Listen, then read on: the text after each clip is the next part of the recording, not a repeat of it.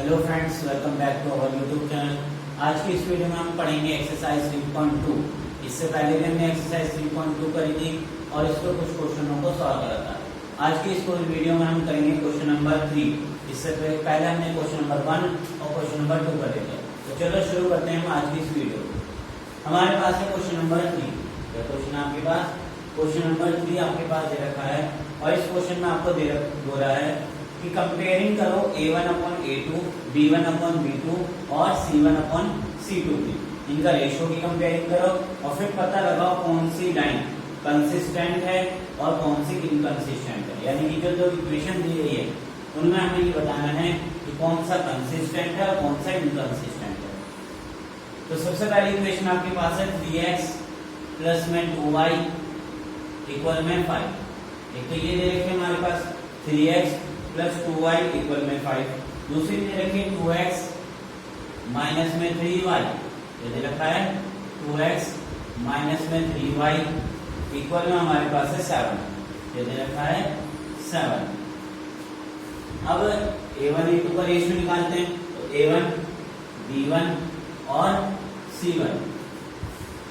दूसरा हमारा a2 b2 और तीसरा क्या होगा c2 रहेगा।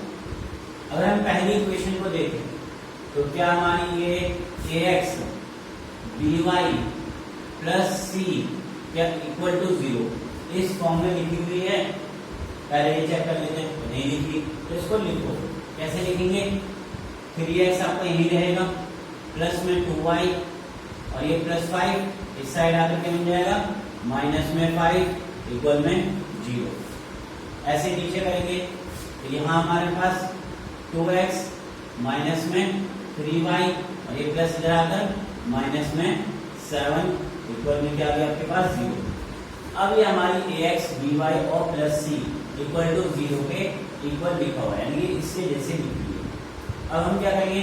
कंपेयरिंग कराएंगे। तो x के साथ वाला a होता है यानी कि a1 हो गया 3, y के साथ वाला b यानी b1 हो गया 2 और c1 हमारा कांस्टेंट हो गया, c1 हो गया।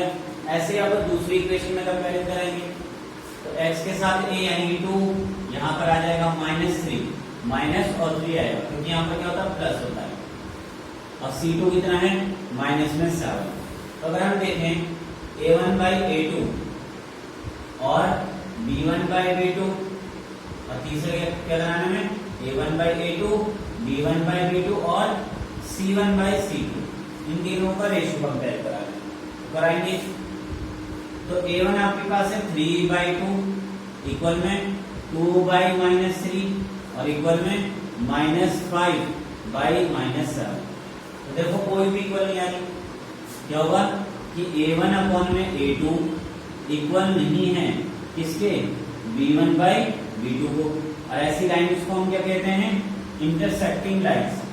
क्या कहेंगे इसको? Intersecting lines. इसी वजह से ये क्या कहलाएगी आपकी? कंसिस्टेंट। क्या कहलाएगी आपकी? ये कंसिस्टेंट इक्वेशन कहलाएगी। क्या कहलाएगी आपकी? Consistent equation. तो समझ आ गया कंसिस्टेंट कब कहेंगे? हो गया क्वेश्चन। सबसे पहले क्या देखो, दोबारा समझ लो क्या कराने। हमारे पास इक्वेशन थी, इस इक्वेशन को इस फॉर्म में लिखा हमने, तो ये फॉर्म हो गई हमारी। फिर हमारे पास दूसरी भी इक्वेशन है, उसको भी इसी फॉर्म में लिखा, तो दोनों इस इक्वेशन फॉर्म में हो गई। उसके बाद हमने a1 b1 और c1 निकाला, इसी तरीके से a2 b2 और c2 निकाला। फिर क्या करा हमने? रेशियो की कंपेरिजन कराई और चेक करा कि ये दोनों इक्वल ही नहीं आ रहे, मतलब इंटरसेक्टिंग लाइंस, और इंटरसेक्टिंग मींस कंसिस्टेंट। तो समझ आ गया कैसे करा। इसके बाद देखेंगे सेकंड। क्या देखेंगे? सेकंड।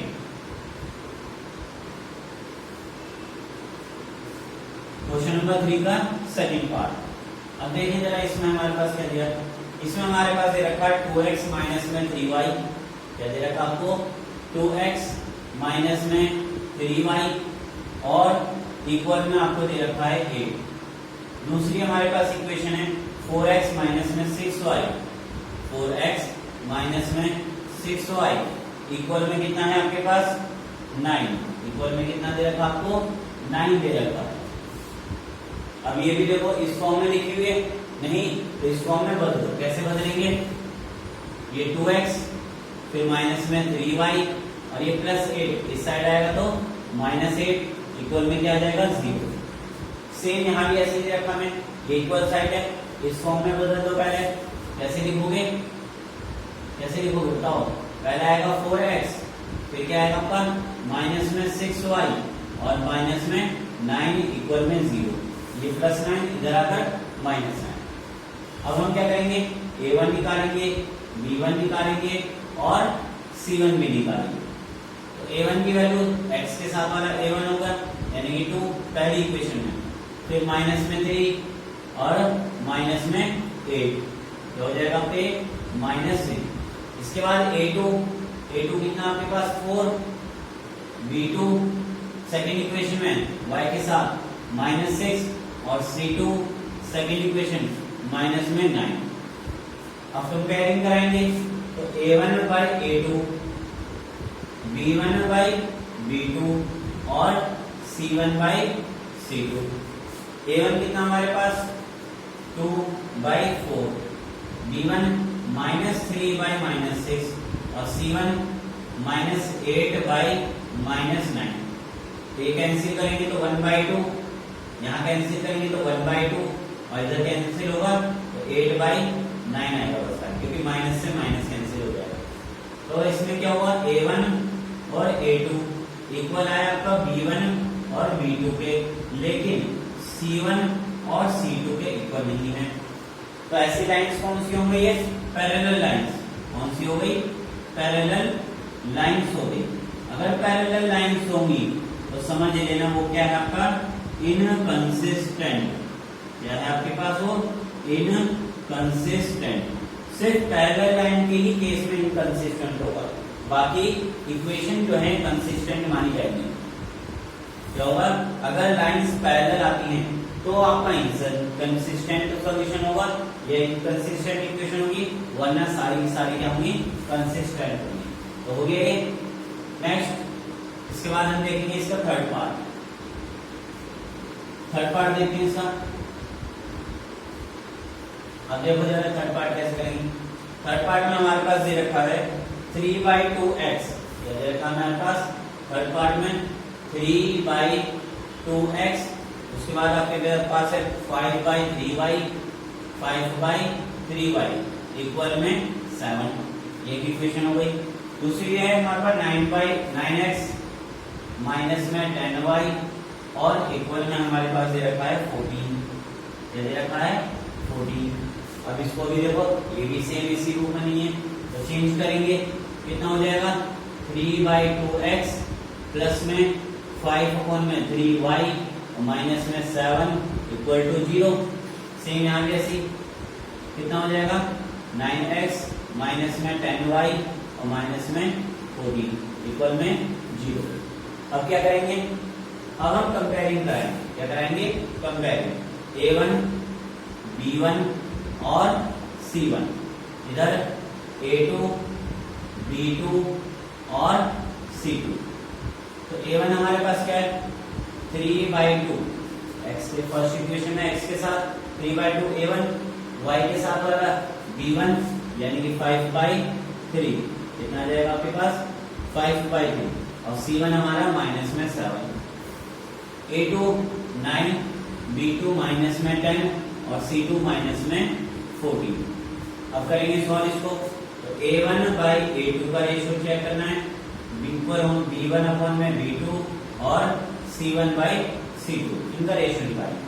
तो a1 हमारे पास 3/2 अपॉन में 9 इक्वल b1 5/3 अपॉन में माइनस में 10 कितना हो जाएगा 5/3 अपॉन में माइनस में 10 और c1 हमारा है -7 और c2 -14। तो ये 2 देखो, ये 2 किससे मल्टीप्लाई कर जाएगा 9 से, तो ये हो जाएगा आपका 3 अपॉन में 9 2 18।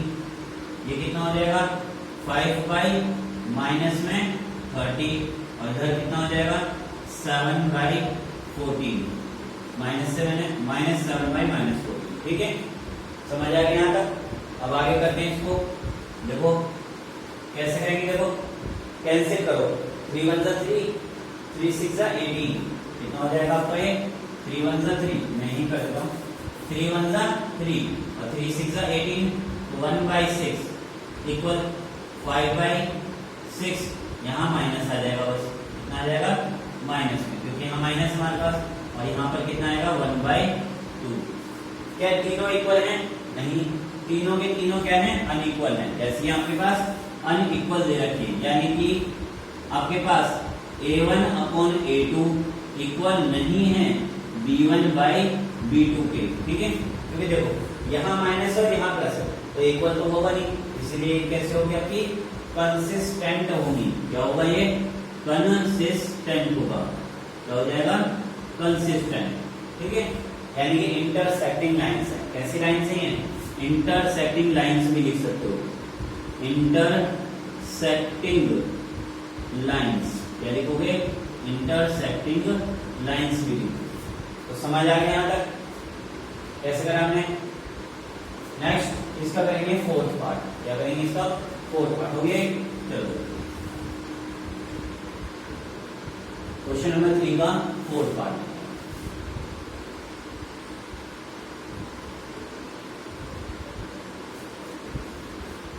हमारे पास है क्वेश्चन नंबर 3 का फोर्थ पार्ट। इसमें आपको बोला है 5x 3y 11, 5x माइनस में 3y इक्वल में 11। एक इक्वेशन आपके पास ये है।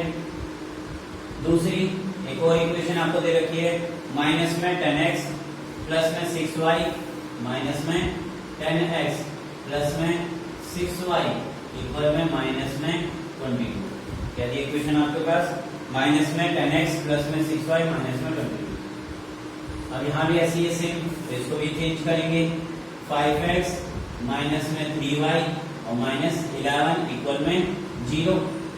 इधर भी ऐसे करेंगे, माइनस का 10x प्लस में 6y और इधर आपके पास आ जाएगा प्लस का 22 इक्वल टू 0। क्योंकि देखो ये माइनस था, इस साइड आया तो प्लस बन जाएगा। अब कंपेयरिंग कराएंगे A1 B1 और C1, उसके बाद A2 B2 और C2। तो फर्स्ट इक्वेशन में आते हैं। फर्स्ट इक्वेशन ऊपर वाली, A1 5, B1 -3 और C1 -11, A2 माइनस में 10, B2 हमारा 6 और C2 22। तो A1/A2 फिर B1/B2 और उसके बाद आपका C1/C2। कंपेयरिंग कराओ तो A1 हमारा देखो क्या है, बताओ मुझे। A1 हमारे पास है 5 अपॉन में -10, B1 हमारे पास माइनस में 3/6 और C1 -11/22 C2 में। अब कैंसिल हो जाएगा, देखो जरा, 5 1 जा 5, 5 2 जा 10, 1/2 माइनस में 5 1 जा 5, 5 2 जा 10, फिर 3 1 जा 3, 3 2 जा 6, यहाँ भी माइनस में 1/2 और तीसरा 11 1 जा 11, 11 2 जा 22, तो यहाँ भी आपका -1/11। अब ये कौन सी है? तो इसमें क्या हो गया आपका A1 अपॉन में A2, A1 अपॉन A2 किसके बराबर आ रहा है? B1 अपॉन में B2 के बराबर किसके है? C1 अपॉन में C2 के। तो ऐसी कौन सी लाइन्स होंगी?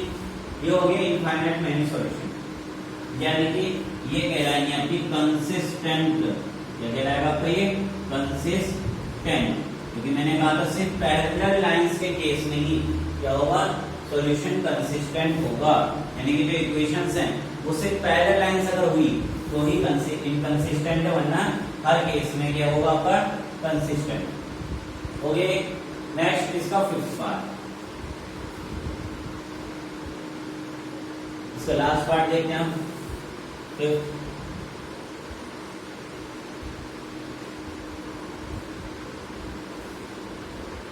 ठीक है, तो फिफ्थ पार्ट हमारे पास है 4/3x प्लस में 2y, 4/3x फिफ्थ पार्ट आपके पास प्लस में 2y, उसके बाद इक्वल में 8 दे रखा है, और दूसरी हमारे पास इक्वेशन है 2x plus 3y equal 12, 2x plus में 3y इक्वल में 12।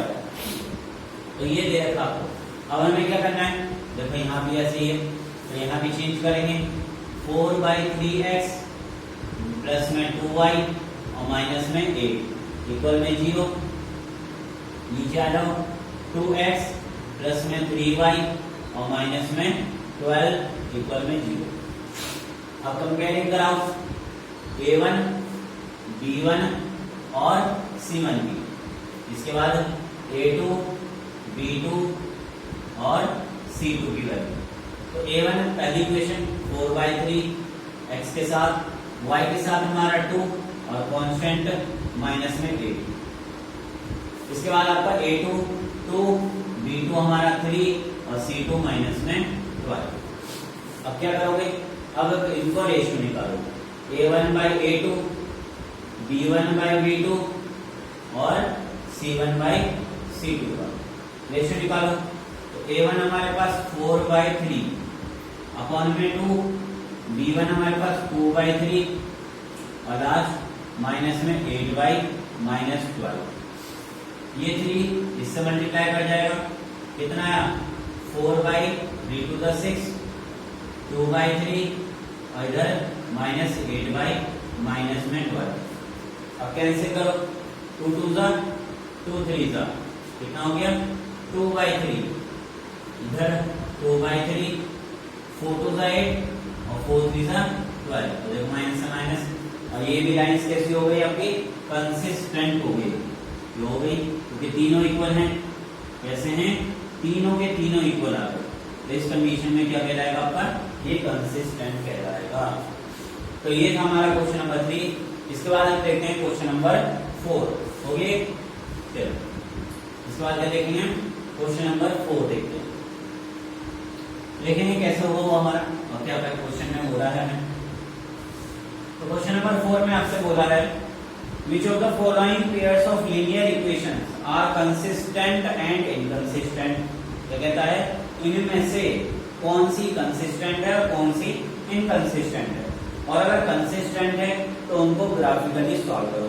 क्या करना है, ग्राफिकली सॉल्व करना अगर कंसिस्टेंट है। तो क्वेश्चन नंबर 4 का फर्स्ट पार्ट हमारे पास दे रखा है x प्लस वाई इक्वल 5। क्या दे रखा है, x प्लस वाई इक्वल में 5, और दूसरी इक्वेशन आपको दे रखी है 2x प्लस 3y इक्वल में 10। 2x प्लस 2y इक्वल में 10 दे रखा आपको 2x प्लस 2y इक्वल में 10। अब करेंगे इसको सॉल्व। तो इसमें भी सबसे पहले देखो इसकी फॉर्म में लेकर आएंगे ax plus by plus c equal to 0। तो x प्लस y माइनस में 5 इक्वल में 0। इधर कैसे लिखोगे, 2x माइनस प्लस में 2y और माइनस में 10 इक्वल में 0। अब क्या कराओगे, अब निकालोगे आप a1 फिर b1 और c1, फिर क्या निकालना है a2 b2 और c2 हम फाइंड करेंगे। तो a1 आपके पास, अब देखो x के साथ, अब x के साथ तो यहाँ कुछ नहीं, जब कुछ नहीं होता यानी कि यहाँ पर क्या होगा 1 होगा। तो x के साथ 1, y के साथ भी कुछ नहीं है, इसका मतलब 1 है, और c हमारा माइनस में 5। इसके बाद a2 सेकेंड इक्वेशन में x के साथ 2 फिर b2 2 और c2 आपका माइनस में 10।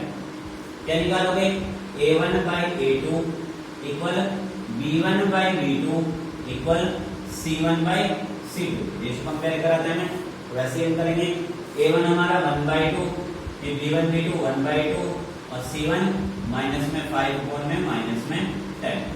तो देखो क्या है हमारा 1/2 और ये आपका 1/2।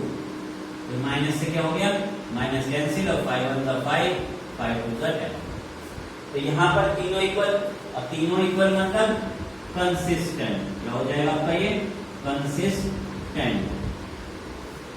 अब वो क्या कहता है, अगर कंसिस्टेंट आया, कहता है इक्वेशन कंसिस्टेंट है तो क्या बनाना है, अगर में ग्राफ बनाना है। तो अब हम बनाते हैं इसका ग्राफ। ओके चलो अब देखिए ग्राफ कैसे बनेगा। तो देखो ग्राफ मैंने पहले भी सिखाया है, इससे जो पहली वीडियो है हमारी सेकंड नंबर की, उसमें जो पेयर ऑफ लीनियर इक्वेशन की सेकंड नंबर की जो वीडियो है सर्च कर सकते हो आप, #क्रेजी पढ़ाई हाउ टू मेक ग्राफ। अब उसमें मैंने ग्राफ बनाना सिखा दिया था, फिर भी एक और बार देख लो कि कैसे होता है, ठीक है। 2x + 2y = 10, दूसरी क्या है हमारे पास इक्वेशन, 2x + 2y = 10। ग्राफ बनाना है तो हमें क्या बनाना पड़ेगा, ग्राफ के लिए एक बनाना होगा बॉक्स। क्या बनाएंगे हम, एक बॉक्स बनाएंगे। इस इक्वेशन को मैं इधर लिख देता हूँ, क्या बना देता हूँ, ये हो गई हमारी 2x + 2y = 10। अब देखो बॉक्स बनाएंगे, ये हमारा बॉक्स बना, यहाँ पर x और y, ठीक है।